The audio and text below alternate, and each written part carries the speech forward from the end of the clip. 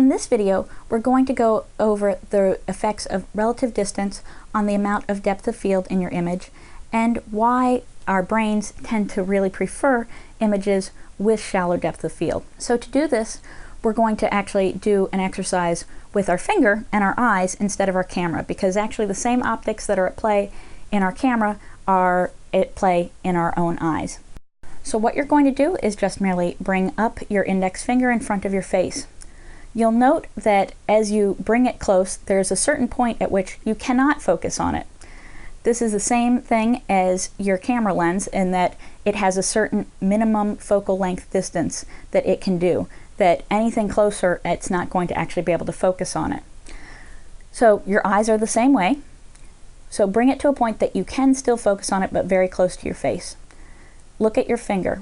Note how it's nicely in focus, and then become aware without shifting your view of how blurry the background is. Do you notice it's extremely blurry? You really can barely make out anything in the background. Now shift your focus to the background. Now note, does your finger even look like a finger anymore? It's probably barely even there in your view. Now take your finger and move it further out to the full length of your arm. Focus on your finger. Become aware of that background. What do we end up seeing? The background at this point ends up looking like, while it's not perfectly in focus, we can make out what the different objects are behind there. If you become aware of the background again, just consciously aware of your finger but not focusing on your finger, you will still be able to see it's a finger. It's not just a total blur as it was before.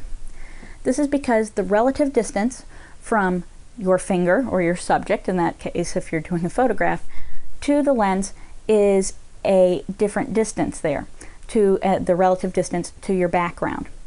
The shorter that distance is from your subject to your object, the blurrier that background is going to look, because of different complicated optics principles that are at play that we needn't go into here. Just know that the effect exists. So this also explains why, when we take portraits, that we tend to naturally gravitate to those pictures that have nice blurry backgrounds and have what we call shallow depth of field. It's because this is the way we naturally see the world.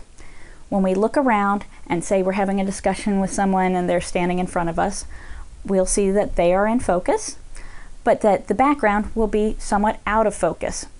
This is the way our brain determines depth perception there. That if it's that it sees everything in focus, it just assumes it's exactly in the same plane of focus there.